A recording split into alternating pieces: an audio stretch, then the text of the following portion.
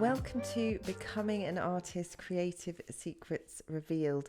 And in this episode, I'm chatting to the wonderful Chloe Batchelor all about her journey to becoming an art director and freelance illustrator, and kind of lifting the curtain a bit on what goes on in these agencies and how to get work as a freelancer, and also talking about agents and the kind of mysterious world of agents. And as always, you can go to becoming an artist.co.uk to download this path that I've made from our chat, which shows you exact steps how to become an illustrator and art director. And there's lots of other resources from all the other podcast episodes there as well. So do go to becominganartist.co.uk, and I really hope you enjoy this episode. Cool. So I'm here today with the one and only Chloe Batchelor, who is a freelance illustrator, character designer, and art director based in Brighton, UK. Her work is a celebration of all things daft and loud, reflecting her humorous and energetic nature with a lively, colourful, and optimistic style. She specialises in character design, and she's left her artistic mark across various industries, from advertising and animation to music and packaging. And her client list is incredibly impressive, Chloe, including Vodafone, Cartoon Network, Disney, Google, and many more. And she's recently painted a giant Shaun the Sheep, which will be standing in Hove Cricket Ground and available for the public to see very soon. Is it very soon? When is it? They are launched into the wild in September. Okay, September, and people can go and see it. Go see your amazing. What's it called again? They've called it something different to what you wanted it to be called now. I Neon. changed it about a few times. It's called Sean's Neon Car Wash because it's just splattered with. It's neon. a lot of neon, a lot of colour, and it looks great from the photos that I've seen of it. Are you excited about having it in the cricket ground? Yeah, I think it'll be really good fun. Yeah, and the cricket guys they're really nice guys as well. So and they've got they're like sponsored. Like there's lots of different like local companies that are all like sponsoring these giant Shawns. So and it goes towards like a brilliant like martlets are fantastic kind of like charity and stuff. So yeah, no, it'll be really good fun. So it all goes towards the martlets, and do people buy them? The Shaun the Sheep? Yeah, so at start companies sponsor the sheep, so that's kind of like helpful as well. And then at the end, there's like a big auction. They auction off all the sheep. So if you want to Shaun the Sheep in your back garden, there's a chance. And when's the auction? The auction's in November. So if you need a Christmas present, if you want a giant Shaun the Sheep, you can go down. You see them. They don't. You like there's when like the cows or the snails and stuff. You're like driving down the road and we've got a giant cow. So there's a random one in an office window, or there's one stuck on the side of a building or something like that, and it's just like, oh, someone bought that. Yeah, I don't. You've got to have some space though, haven't you? Yeah, definitely going to need some space. I was like umming and ahhing about trying to get it in my studio, but actually, like the ears, like just wouldn't fit through. It was like, hello. You could saw its head off maybe, or something like that, and the legs, and then reassemble it potentially. Like a puzzle. But yeah, so that's really exciting. That's your latest kind of big project that you've done, I think, isn't it? Or have you been doing other bits? Really good fun. It was like not on a computer, huzzah. And just like actually just having like they were all like hosted in this building down the road in Brighton, and so like you walked into like a room and there was just like 40 blank Shaun the Sheeps, but like, and then like you could just saw the process of it all sort of happening. So yeah, it was great. Did you take photos of it kind of going along? Because that would have been amazing to kind of see it from blank. Flipbook thing that I'm going to do when it sort of like launches and stuff to kind of be like, oh, fantastic. Oh, great. I'm really looking forward to it. I really want to see like the finished thing in real life. They've just been to the varnishes as well. So like they've all look really nice. It's really made like all the colours like really pop. So yeah, it's been really cool. Shiny.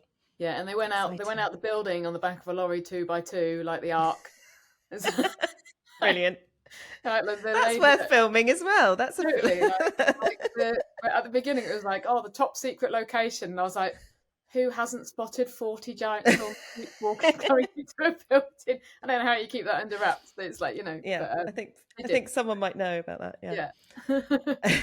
Brilliant. So I wanted to hear about your journey as an artist, so that people can maybe do similar things or learn from your journey. So I'm going to take you all the way back to your childhood, and I know we've been friends for a while, so I do know you were quite creative as a kid. But can you talk a bit about that? How did you find being creative at school and things like that? Were you encouraged, or was that a bit difficult? What was your experience? Like I always used to draw at home. Like I was the kid that was really happy if you just gave me a box of crayons and I would just doodle. Like you know, that was me. I was pretty chuffed for that. So yeah. Set in a corner on your own. Yeah. In a board of crayons. But yeah, I think like it's different in school, isn't it? So I guess I was sort of did art, and then you know you go to secondary school, and then it's like I don't know. I think it was like you were like sort of picked on if you tried too hard. You know what I mean? So yeah, like, I do. Yeah. So like I was like good at art, but I was good at sport, and I was like, so the sport was where I sort of went to it at the beginning, and it wasn't really. I sort of changed schools halfway through secondary school, and like it wasn't until sort of like one teacher sort of went, "You seem to like this, and you know, like what are you doing? Why are you faffing about? Like why aren't you doing this seriously?" Because I wasn't taking myself seriously. I was just having a laugh. Right. But I always really enjoyed it. And then just little by little, I think I found like the normal school subjects, they just progressively got harder for me. And it wasn't, nothing was like connecting. It was really difficult. But like art and like design was just like, it was where I was happy. It was where I was good. And I think it was weird though, you know, like A levels or GCSE, like art, it's just very sort of formulated, and it's like draw a cat with some sunflowers. Or, I do remember that. I do remember that. We had to draw so, some cutlery or something. I can't remember. I think like some fruit or something. Standard still lives and stuff like that. But it's sort of I had a change of art teacher, and she just basically changed everything pretty much. It just basically just kind of went, if you want to go do this, go do this. You know, I was at a school which was like all about being academically genius or whatever, but like when it actually came to art, I don't really think there was much of a support there until this woman came along, and this teacher was amazing and was like breath of fresh air kind of thing. The design teachers were cool too, but like she really was like, she'd done the like kind of like London Fashion College and that kind of stuff, and then she was like, right, you need a portfolio. That's what you need. If you want to get into a good college, you need a portfolio. Start doing this stuff. So like I went from being like having a bit of a laugh to like then the kid that was like, I was really geeky. I did like 2 art GCSEs to just basically fill portfolios. So I'd like have work. So I did that, and I did exactly the same with in A level as well, because I sort of by that point sort of knew what I was into and sort of where I wanted to like try and head. And like it was all like she was just really, it was invaluable, her like kind of like what she taught me. And I very fortunately had the support of like both my folks were like, right, my dad was like has like a background that's like in photography and stuff, and he was like, you've got a chance, you can make it in like a creative world, and you know, imagine if your job's something creative, go do it. Like, and just completely supported me and just went, absolutely go for it, but like at the same time work your butt off. So I did. You know. And definitely, that's so cool to have the support of your parents like that, because a lot of people struggle with that, and I think the parents kind of worry that they're not going to be able to make it or make any money from being an artist. But it's really big time. Really amazing that your parents kind of really got behind you. And sure I think that's a big deal. I'm sure there was a slight worry, you know, is that like you know, where's that going to lead you? But like, actually, my dad was just like, he was just like, you can get jobs in creative worlds. Go do it. Like, yeah. So that was really cool. So you got into college, you got into uni. Well, I left after A levels and I stayed at home to do like an art foundation. So to kind of get into, I don't know if that's the sort of how it is anymore, but like, I did an art foundation at Cov Uni, which was eye-opening. How so? It was absolute chaos. Right. It was like, I mean, some of my best friends are from Cov Uni, and it was great, but it was like, you went to Cov Uni because there was a car design course there. So there was just loads of lads wanting to draw snazzy cars. And then there was just like loads of people that just didn't give a monkeys and were just there to, you know, disrupt whatever. Around. Didn't want to be doing it, anything else like that. And that's a shame. It's a shame for them. Yeah. But, you know, and everyone. Disrupted the whole class. Totally nuts.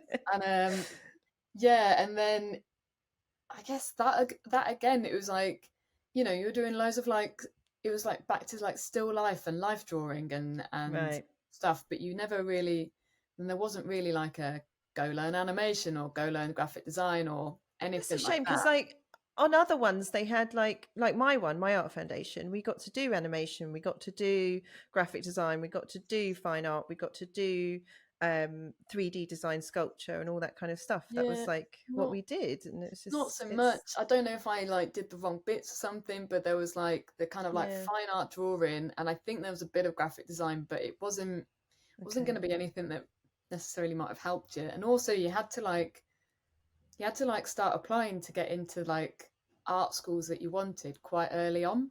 So but I kind of knew, I was like, my head has always been in a world of cartoons, that I sort of wanted to do something like illustration or animation related. So like I was like at home making my own little videos out of like plasticine little models and like, you know, doing flip books and stuff like that. So like that's where sort of the extra work that I had, that like when I went to like the art school interviews, like I was like, but I also have this.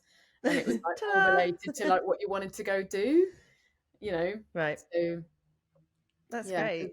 Otherwise I'd have just been showing like, I'd have been at like Edinburgh College of Art with the animation dudes, just being like, here's some pictures of sunflowers. In the animation, no. You know. So do you think it was worthwhile doing that art foundation? It sounds a bit like you could have spent a year maybe doing stuff on your own potentially and just making little films. Oh, definitely. And that might have been a better way. I think so, to be brutally honest, but it's sort of like what people said, this is like the formula. You got to go do this, you got to go do that, and you got to go do the next one. And maybe it's just, you know, like we did a lot of still life drawings of like car engines and stuff. So maybe it was just like related to the courses that they had, but it definitely wasn't related to sort of where I wanted to sort of head. Yeah. But, steering you in a direction of car design. Do you want to totally. Which I was at. Like, I'm very good when it comes to like drawing things like very like has to be absolutely precise and perfect. And I was just like, it's not really your thing. Cartoon wheels and like couldn't resist putting a zoom behind the wheel. Yeah, totally. With some wings. So you went and did this interview at Edinburgh, is that right? Yeah, that's where you wanted to go. And how did you find that interview? Did you kind of find it difficult, or were you able to speak about your work? Because I've spoken to a few people and they really kind of froze up in these interviews. Oh, absolutely. But were you okay? No. I think as well, I thought, you know, the pressure was sort of on a little. I felt like the pressure was on a bit. Like it was like I wanted to do like 2D animation, and there was Edinburgh, Wolverhampton and Bournemouth at the time that were doing sort of like 2D animation. And like the Edinburgh course just looked amazing, but there wasn't many spaces on the course. So it was like, right, okay, don't muck this up. Like, and the pressure, the classic, you know, the stutter that I haven't had since I was a kid popped out, and like absolute brain fog, and just being like, here's my portfolio. I really like this place. Hello. You know, and then like, you know, yeah, totally. And then just like nonsense talking about cartoons. But I mean, but they let you in. They let you in. You got a space. Yeah. You got space. So I've got a you space, must have been alright. Yeah. Yeah. So I mean, it's only like it was like the degree was like visual communication, but it was like then you specialized in animation and other people specialized in illustration or whatever, and maybe that as a whole course, there's more people, but like the animation suite was just, it was like based at the bottom of the grass markets, and it's like there's 11 students per year, so it was like, wow, like quite a little group kind of thing. Yeah, so it's tiny. Yeah, really tiny. So wow, yeah, that's so cool. Yeah, so it's like a really like unusual thing, isn't it, to have such a small group of people? And I guess that you got, do you get a lot of attention, like one-on-one attention from the teachers there, tutors and help and things? Sort of. And then I guess like it was interesting because I guess it was sort of the time where like it was 2D animation, but and so like there was like the claymation kind of side of things, but then there was also like 2D, and you know, After Effects was just coming in, and like but it was like Flash and like all these other things. So in order to kind of get your work where you wanted it to be, it was sort of like this merge of like suddenly this new technology was a bit more there, instead of like they taught you the traditional like painting on a cell and like how to like literally under a rostrum camera go one, next, two, you know, did those things. But then you had this film that you needed to edit, and then you had sound that you needed to do, and so like you had quite good support from like an animation, like in theory this is how you do it, and here's some really good examples of these things. They did mad stuff. Like the first week we had this which terrified me, they had this mime act come in. Like first week, didn't know anybody, quite shy, and you had to like get up and like mime stuff out in front of people, and I was like, why are we doing this? And I understand the process of it now, because like in animation you always overact things. If you're going to jump, you bounce behind to go forwards, but it was just probably 10 out of 11 people in a room incredibly shy, going, why the hell have I got to act like this, pretend you're in a box and all that kind of stuff. It was so embarrassing. But you know, they did stuff like that to teach you animation, which was bizarre and cool at the same time. Yeah, that's interesting. Because you do, when you're doing animation, you do need to be like, oh, how does my arm move if I do like this? And I know some people film themselves to kind of get an idea of the movement and things like that. Some animators do that. So it is kind of like you need to be able to know how things move and sort of move them in the way that you want. So I do get it, but that sounds like quite extreme. They could have been like, think about how this arm moves. It was not a good day. Like, but I feel like I made friends that day, because I made friends with people that went, well, that was horrible, should we go for a beer? Like, that's how you make friends. But yeah, so that way you had loads of support.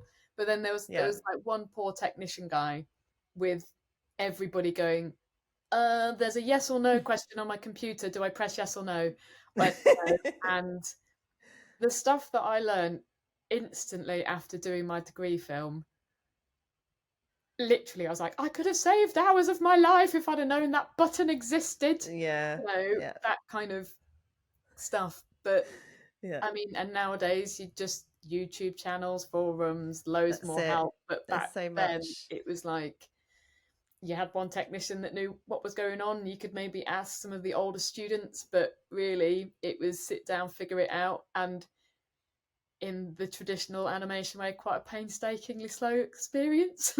You did have books as well. Like I remember books. Do you remember books? They used to exist, but they did exist. I know they don't anymore, but I don't know if many people remember them. Proper books, like how to animate. There's a walk cycle. There's some facial expressions, libraries. No, yeah, there were books about like After Effects and stuff, weren't there? I remember those, and I remember trying to find stuff in them and being like, I don't know what it's called or how to search them. The Dummy's Guide to like After Effects and Dreamweaver and Flash. Yeah. I mean, it's just a lot of it now. I find when you're trying to find something that you need to do, it's like finding the right search criteria to search for, if that makes sense. So sometimes you're like, oh, I want it to do this kind of up and down, round and round thing, but you need to know that it's like wiggle and this and whatever, like that's the terminology. And so if you don't know that terminology, there's a search initially to find that terminology. So if you're using a book or something, and you don't know that, and you don't even have the means to search that terminology, it's very difficult, I think. So it was harder in those days. It was in the olden days. So you did your final film and it went well and everyone was like, and you happy with it, and you got. I don't know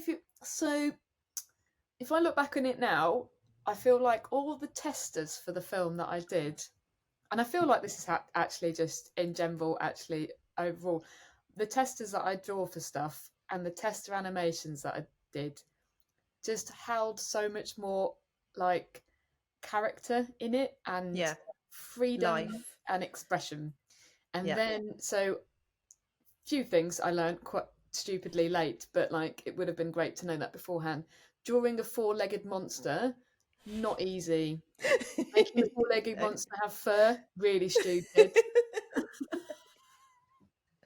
you know How what I mean? To make things difficult for yourself. So I did this like final piece that like, and I made like, I was so like, every still frame probably looked really beautiful. Didn't matter. Still frames didn't matter. It needed to look good in like, moving. And I kind of got the run cycle of the monster and stuff, but I just ran out of time. To be really honest, I ran out of time, and it wasn't really where I wanted it to go. I'd never really done a full film properly like that either. So I hadn't met any of the hurdles that I faced when I was doing it.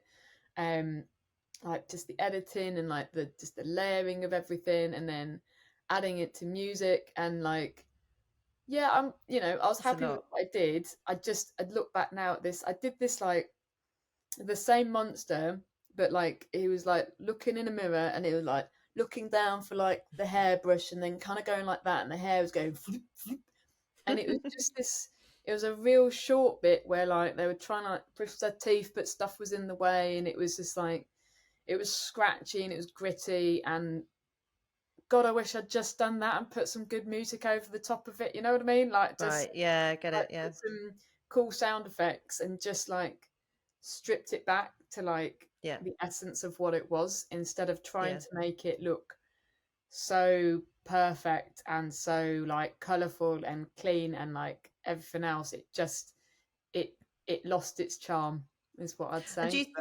Do you think that that's because the tutors sort of steered you in that direction, or do you think that was just your expectation of what you needed to create at the end, was something kind of polished? Yeah, I think that was where I thought I needed to go. Okay. Yeah, and I didn't, I was still quite young, I guess, and I hadn't had the experience. If I went back now, I'd just like stick to my guns a bit more and just be like, actually, what do you want to get out of this, and where, like. What bits, it's tricky because you don't have that confidence, do you? You just don't have that confidence in yourself, and it takes a while to kind of build that over time. So I think like nowadays, like with a project, you get a sense, well, I guess as well, doing like sort of like art direction stuff where you go, right, it's not working, scrap, go try something different, like experiment a bit more. But I just sort of stuck my head in the sand and just kept going for it. But it was all right, but it wasn't. It didn't, and I'll definitely. You're not totally happy with it, yeah, big time. But you passed the course, I'm guessing, and then you left uni, and then were you like, "What am I doing?" Or were you like, "I know what I'm doing"? Totally. And then ensued a one of those ridiculous careers where you sort of kind of go, I'll run a pub for a little bit. I'll do this whilst I'm making a film, and I'll pay my way through making a film by working in a pub, and then I'll, or I mean, that sounds fair enough. Like, yep. is that what you did straight after you went and worked in a pub?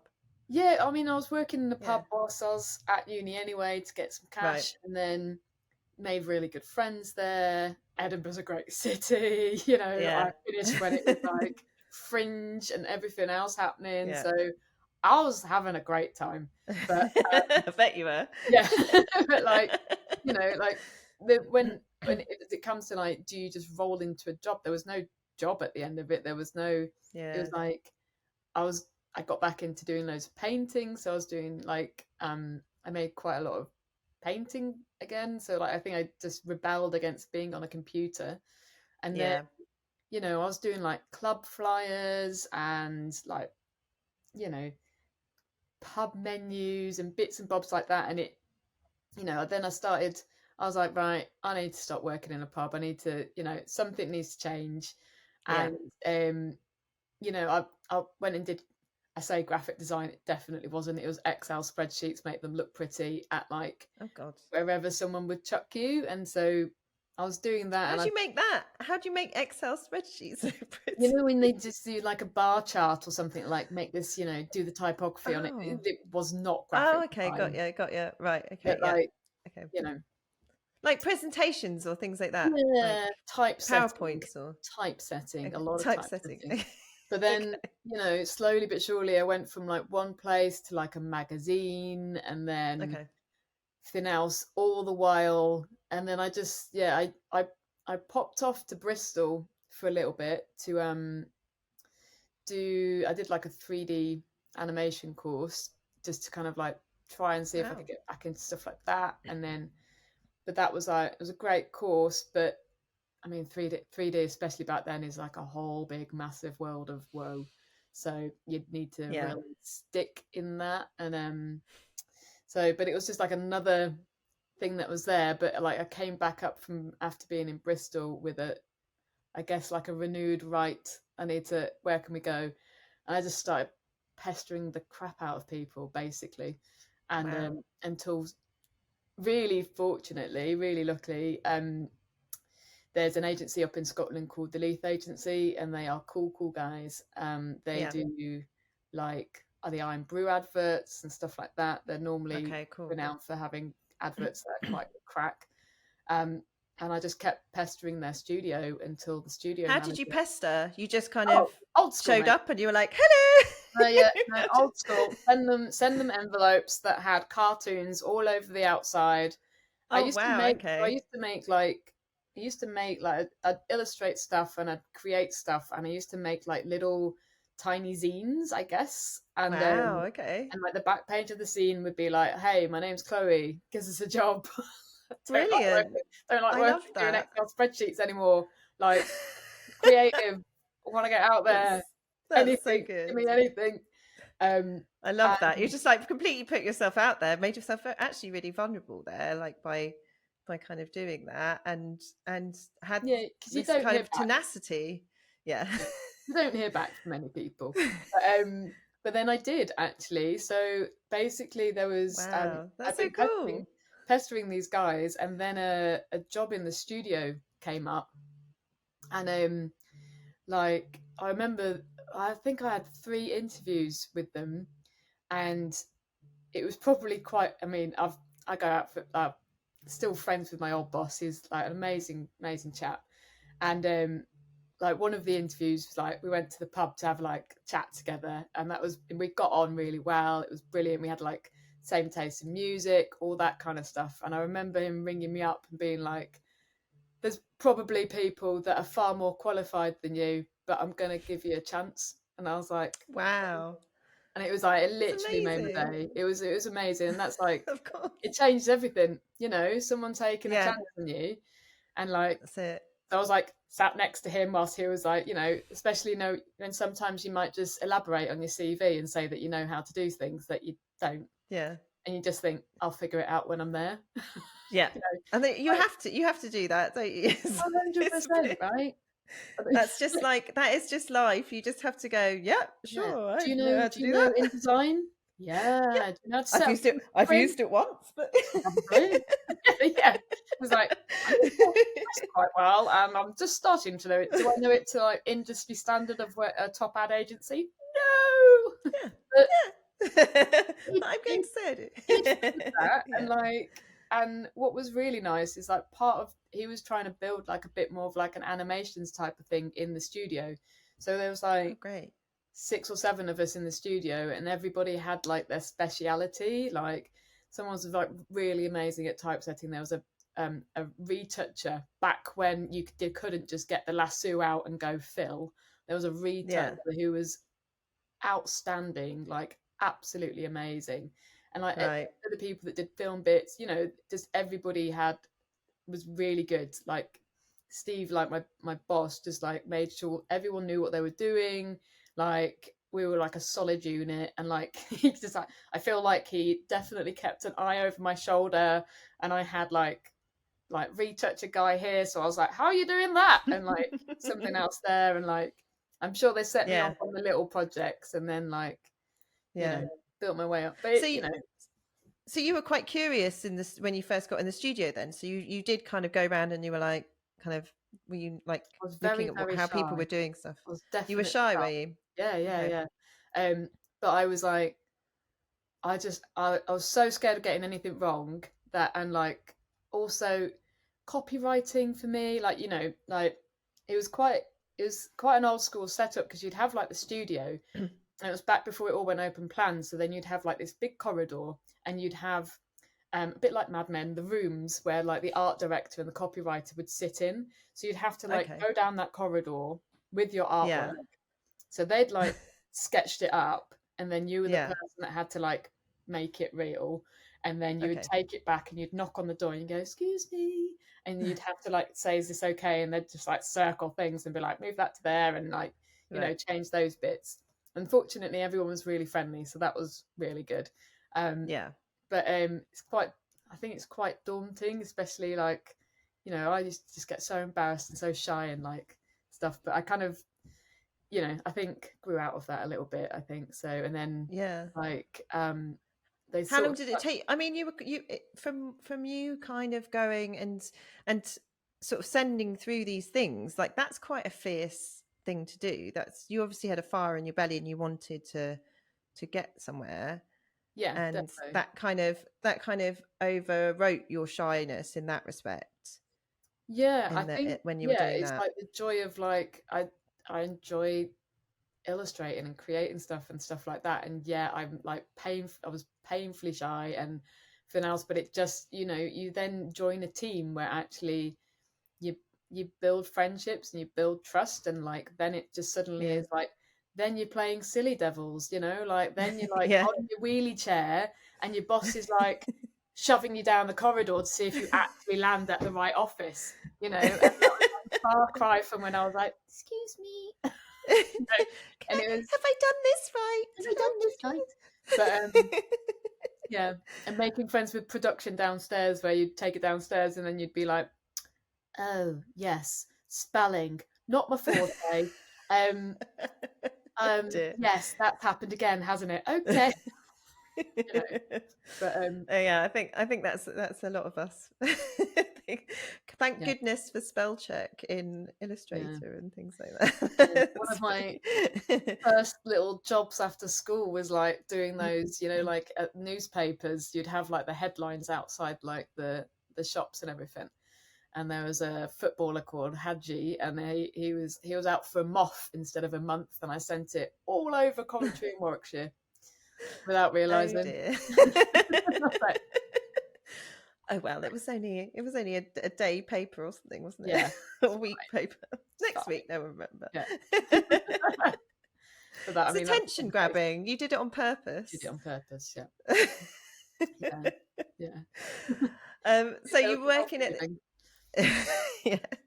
So you're working at this place, and so how long did you stay there for, and what happened after that? I was there a few years because, like, sort of like they started giving me sort of like more responsibility and more like sort of opportunities to like illustrate and then do like the photo retouching. So if some projects came in, they were, you know, like, because you'd used to have like junior copywriters and junior art directors and stuff, and I kind of, I sort of like, I obviously expressed an interest in sort of doing like the junior art kind of like art director kind of thing, and like, so, but I was still working in the studio, so you know, I got a chance to do like a photo shoot, and I got a chance to like sort of like art direct a few bits, and like if there's ever anything that illustration was involved in, I was like, me please, you know, like properly wanted it, and like loved actually really doing it. But I think being there also showed me like there were these illustrators and these animators that would come in and do a job, and they would literally get the fun part, and I'd be like, that's the part I want. I don't want to be doing all this like text, like, you know, getting all these spelling mistakes wrong, and like, I love the studio. I love the studio environment. It massively brought me out my shell. It like gave me confidence, but like it's also, I've spotted something and I was like, that sounds really good. Yeah. You know? I want to do the fun bit, not the so that's what you wanted to do. Do the fun bit, thanks. You know, you like, you're working with these different illustrators and animators, and then you kind of like see on their website where they're going, what they're doing, the opportunities they're getting, and you're like, at some point you've got to take a chance and believe in yourself and go for it. And like, my boss there was like, he was just like, can't believe you're leaving, but at the same time kicking me out the door, going, go do it, like, go do it. You can always, if you want to come back and do like art directing, whatever it is, but just bloody go do it. And like, take a chance. You've only got one life, haven't you? You've got to just try. You've got to try at least. And and it's really scary. So you went what you were going to do is just go freelance, right? Is that right? So, and that is that kind of that leap to go freelance is one of the hardest things to do, because you're leaving so much security behind that regular paycheck. Security, you know, like in a place where like I loved the agency, everyone was really cool. There might have been a chance to like change direction in the agency if I'd have pestered them enough, you know, and like to then suddenly go, oh great, I'm quite unemployed at the moment, and people that say that they might give you an opportunity and are really interested, you're like, but when do you think that might be? You got anything now? Anything now? So I left really positive, and then the crash happened, and then no one wanted to hire anybody. And I moved in with my mate in London. I left Edinburgh, changed scenes, went for the London thing, and I fell on my ass really for quite a while. But like, you know, thankfully I had like sort of like the skills and knowledge of working for Leith, and I had that portfolio, so I managed to like kind of get into like the freelancing scene, but like try and how did you go about that in London? Did you just kind of I got with an agency, oddly. So like I got with two different agencies. So like you'd send your work to an agency, and then they would like post you at various advertising agencies, whoever was short that day, but you would literally get a phone call the following night to go, right, you're working at Saatchi, right, you're working at like Billington Cartmel, wherever you're going to be, and you'd have to go find these places. But like that was quite a oddly lonely sort of experience really, because you'd kind of walk in and these agencies were like, they were massive, and you'd be sat with like 20 other freelancers. You'd get handed your work to do from your like from the traffic people, and then it was so like different from Leith, because then you'd suddenly be like, in London, I don't know anybody, I can't remember what that bloke's name is, I can't even really visualize what he looked like, I've now got to go find him to see if what I've done's right, and I'm what where he is, and like, you know, you're back to like square one of an ad agency and going, and then, you know, you're really reliant on like how you design stuff or work stuff, and you didn't really have anyone to go, excuse me, quick check, am I doing this the right way? Or I've got this idea, but is that totally wrong? I'm going to waste 2 hours, you know? Yeah, that's it. You can't really take chances in that situation. You just kind of gotta. And a lot more shouty, advertising, just crappy nastiness, really, from a number of places. And it was just like, you know, you get called in for like the night shifts or whatever, and everyone's like, we're doing it now. And you're like, oh God, great, but I can only bloody design as quick as I can freaking design, and I think I'm quite fast, but okay. You know, and was this you weren't doing very much illustration in these places, or were you? No, it was all doing like design? Either sort of junior art direction or like artworking, like setting things up for print or getting things ready. Loads of pitch work, like, you know, I think that kind of stuff. But at the same time, harassing everyone in London to kind of get illustration work jobs, character design work, that kind of stuff, and then occasionally a little ditty would like kind of happen here and there, and you're like, this is getting better, you know. So just trying to stick with it, type of thing. Yeah, building up bit by bit and kind of building your contacts, I guess. Yeah, definitely. And did you do any network?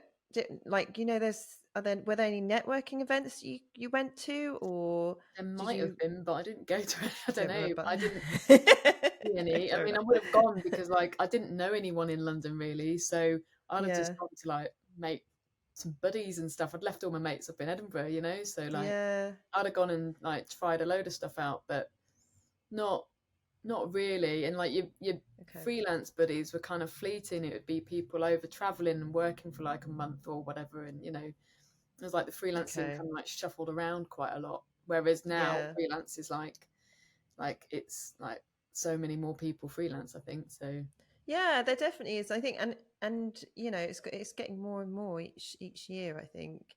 And I suppose as well with COVID and things, more people have gone freelance. All the big offices definitely like downscaling, and everyone's like working online, isn't it? So yeah, absolutely. So yeah, I don't know if it's easier or harder now, really. It's it's a difficult thing to do, definitely. It takes a certain mentality, a certain mindset, doesn't it, to kind of push yourself into that especially at the beginning, to kind of push yourself to meet people, to push yourself to show your work to people, to push yourself to have that confidence as well, and to have that drive to do it. And just like it's really hard. You send out, like, I still send out loads of emails every year with like little bits of animation gifs or like little stuff. I still used to like post stuff out, and you just hear nothing.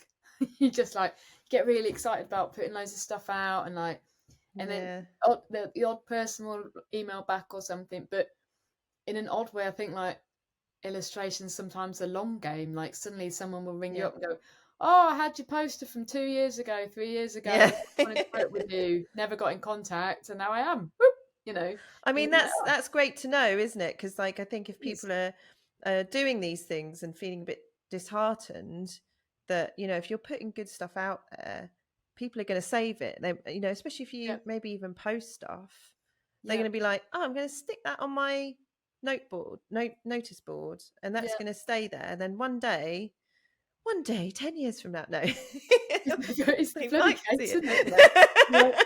And then they might like take a few things off and then go, oh. Yeah, you get these emails back going, oh, I wish you'd sent me that earlier. I've just hired someone to draw penguins for the Fab Lollipops or whatever it is. You're like, damn it. But like, at least, you know, like, don't tell me that. There's stuff out there, you know, so it's and again, it's the classic all or nothing as well sometimes for freelance, isn't it? Suddenly like you're absolutely like tumbleweed, and then you suddenly got 9 projects on. So yeah, absolutely. You've got to be flexible, and you've got to be ready to kind of work long hours sometimes, I think. So with this, so did you carry on in London for a while doing this? Because it doesn't sound like you were having the best time. I wasn't having the best time, and then my flatmate was moving out, and it was sort of the time where I was looking for somewhere to live.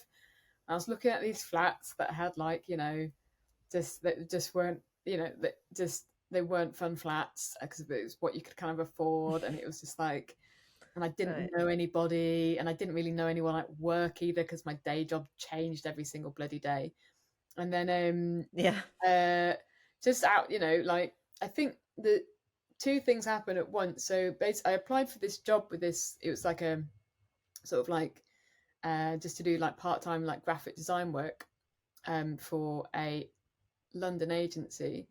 And then I got a gig working for it's only for a very short amount of time, but like Thomas the Tank Engine. So it was suddenly like I had nothing, and then I was like bing bing, and I was like yeah. But great.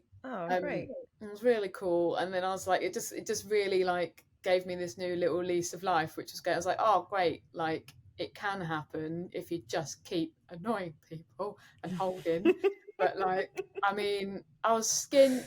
I didn't really know that many people, like, it was just, and I'd left like an awesome friendship group up in Edinburgh, and I was like, just keep going, it'll be fine.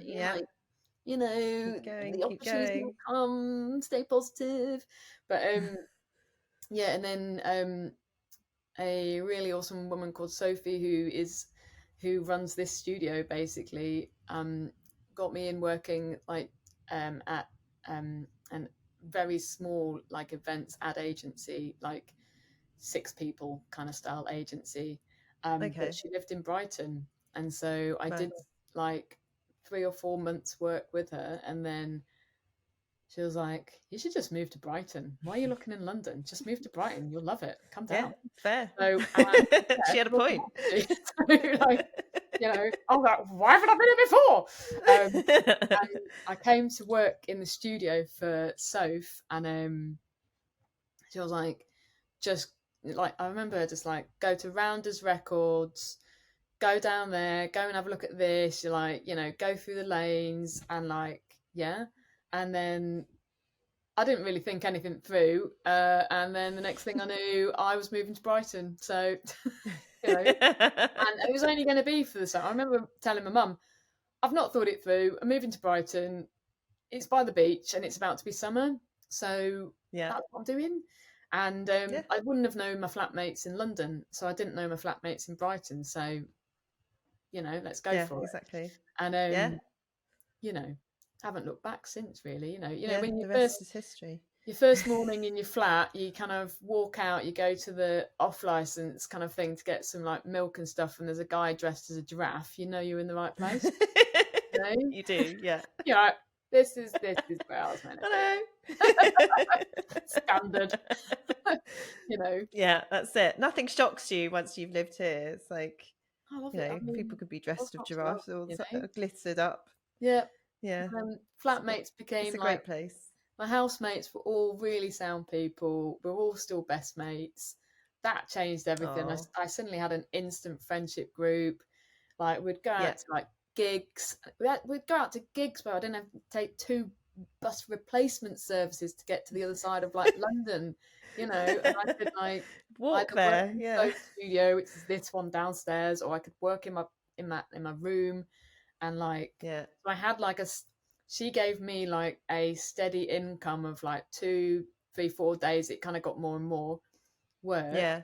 And I was just building this massive illustration portfolio and just going for it in random places. And, little by little things started happening. So back before Instagram and stuff, where you just had to put it all on your website.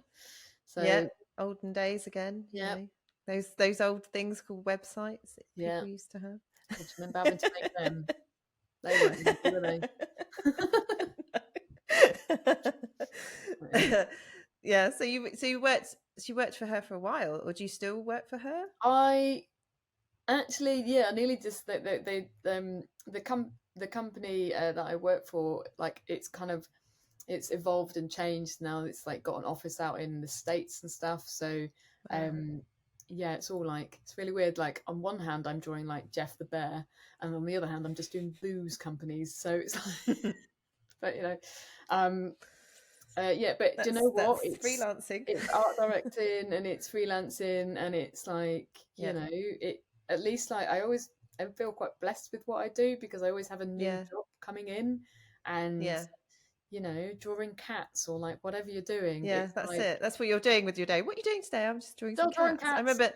remember you were like drawing some strawberries one day or something like that with eyes or something, weren't you? Or something. Yes, for a drinks brand like in that? the States. Yeah. Just animating a strawberry on some skis in a fridge. What are you doing? That's my job. It's great. I mean, it's a great, I love also, I think the thing about you, and I know going back to you being quite shy at the start, I really love like how firm you are with clients as well. And we've spoken about that before. And I always admire how you've got this, and I'm not sure if do you know where it comes from, this kind of business sense almost? I think it comes this from being kind of, burnt, unfortunately. right. But like, Okay. I think it comes from being burnt. I think it comes from also working in advertising. So Yeah. like, I saw when illustrators were getting picked, I saw like the pitch that they'd put in, and I would see back in the day what the agents were like putting them through as, and how they would charge for like usage and time and like all of that stuff. And it's like, you never got taught that anywhere along the line, you know. And like, I had an agent when I was sort of first starting out, like back in the days, where it'd be like that was, I think her job at like the ad agency that she used to work at was like, she was a buyer. So she'd go out and find the illustrators and go, hey, look at these guys. So it was like proper, it was like Instagram in like the most archaic form. It was like you would print out like, I think I'd have like 5 portfolios that were printed. It cost me a fortune, like in these leather bound cases, and she would have them with her. Right. And if somebody was saying, oh, we're pitching for this, blah blah blah blah, I wonder if you've got any artists, she'd call it like a motorbike person, and they would courier over like my portfolio, and then they'd look through it, and like I'd have to like pay the courier charges, but that's how they saw my work. God. Like, it's crazy. Going through the door, or like now it's like all online, isn't it? You just kind of click online. Or I'd like go, right, can I get out of my work today to get on a train to go knock on a door and go hello, you know? And it all changed, that kind of stuff, you know. Yeah, absolutely. But, I mean, and we were going to talk. Sorry, she got me one of my first sort of, I guess, bigger kind of jobs. That then, once that started, other stuff sort of started rolling a bit more, you know. Right. Because she had those contacts, so that's, she definitely had those contacts.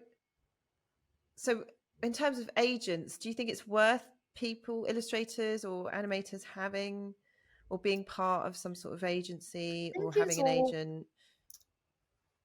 Whatever your individual needs are, I guess, because I think back then that agent was quite invaluable to me. That word.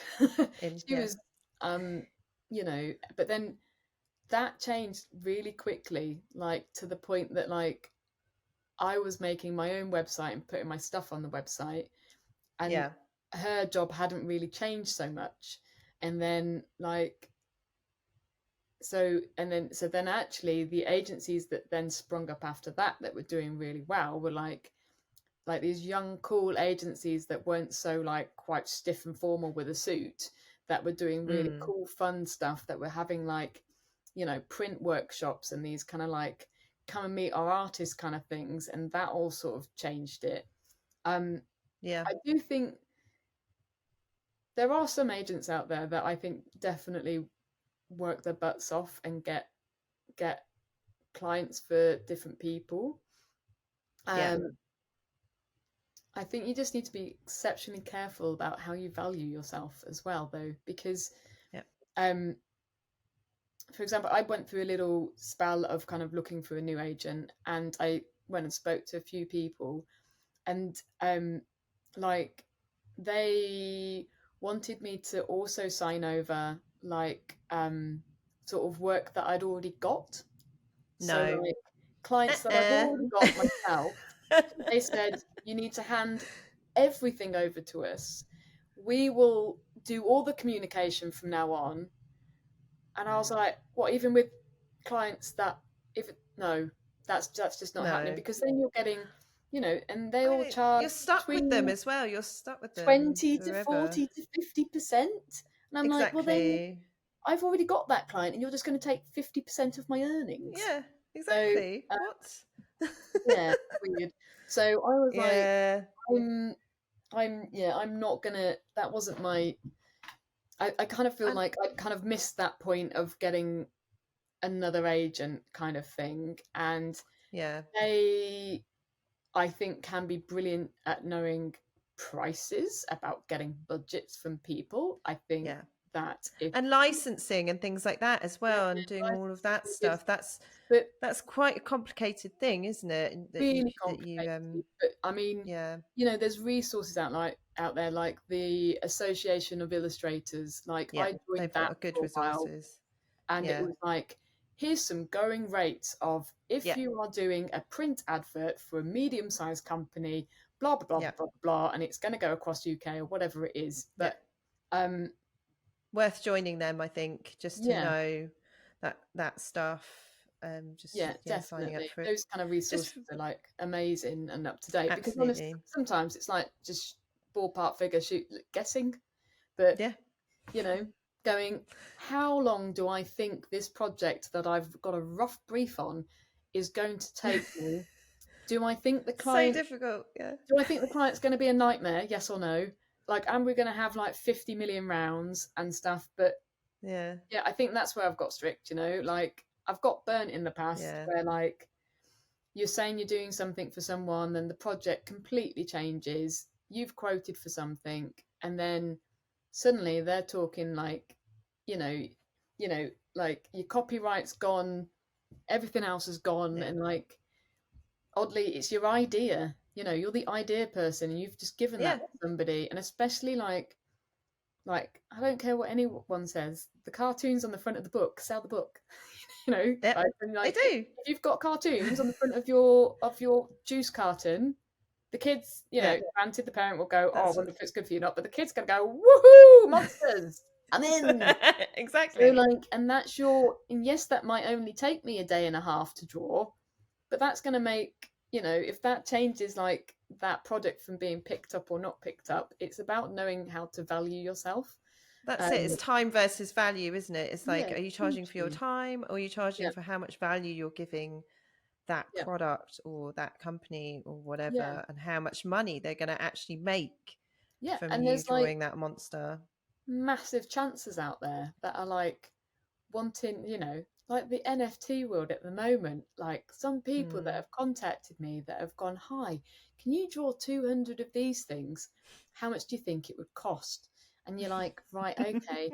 And then they're like, oh, and also we'd really like exclusivity of your work. And I'm like, just in general of my work. Like, that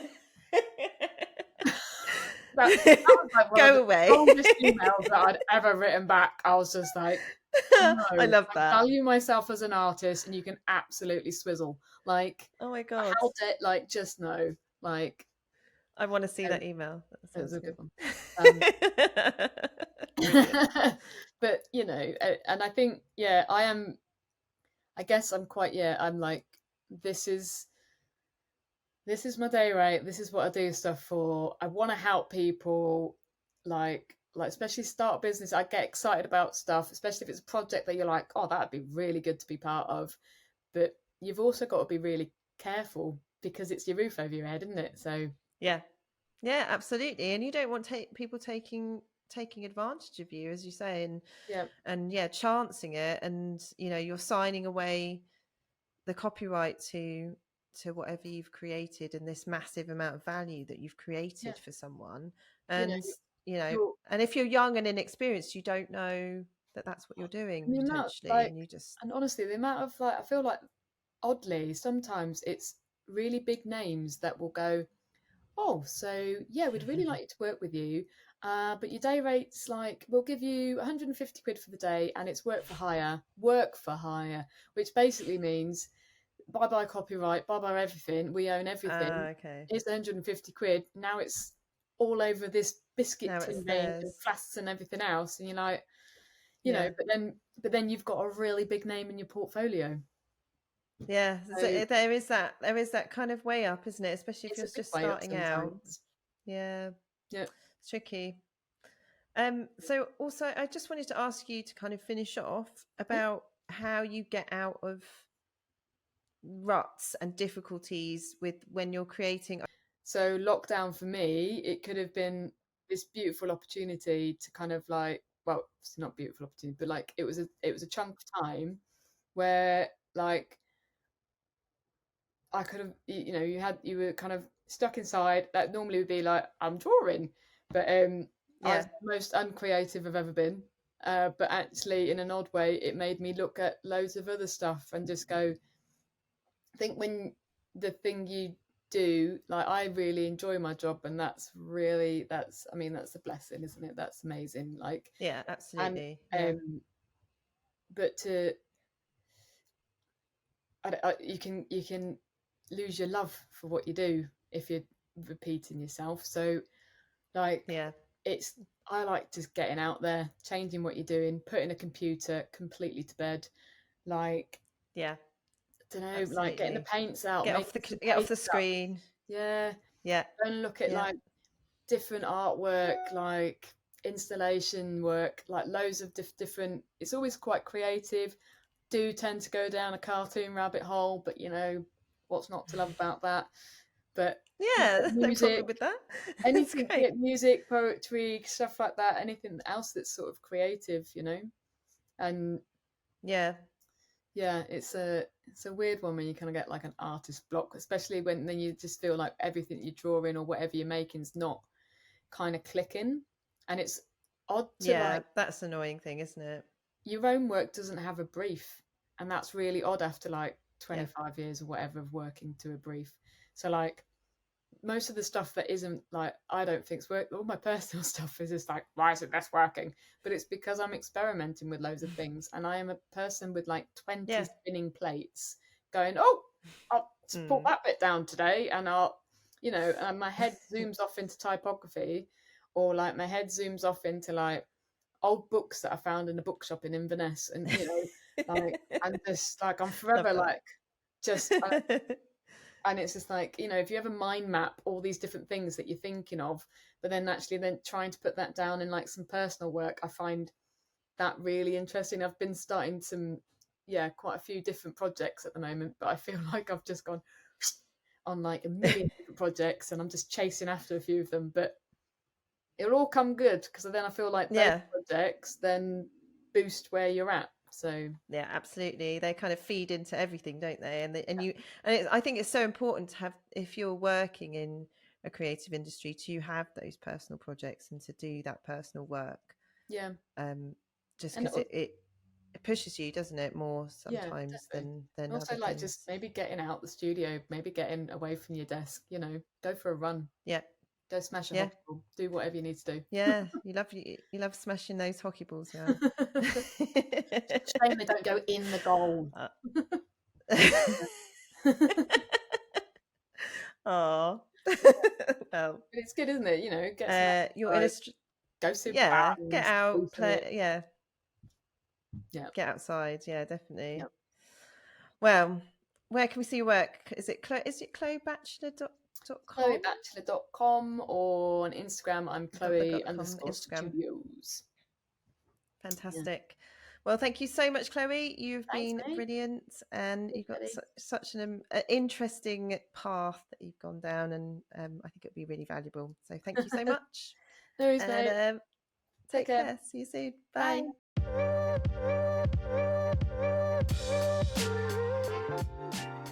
I really hope you enjoyed that episode of Becoming an Artist Creative Secrets Revealed.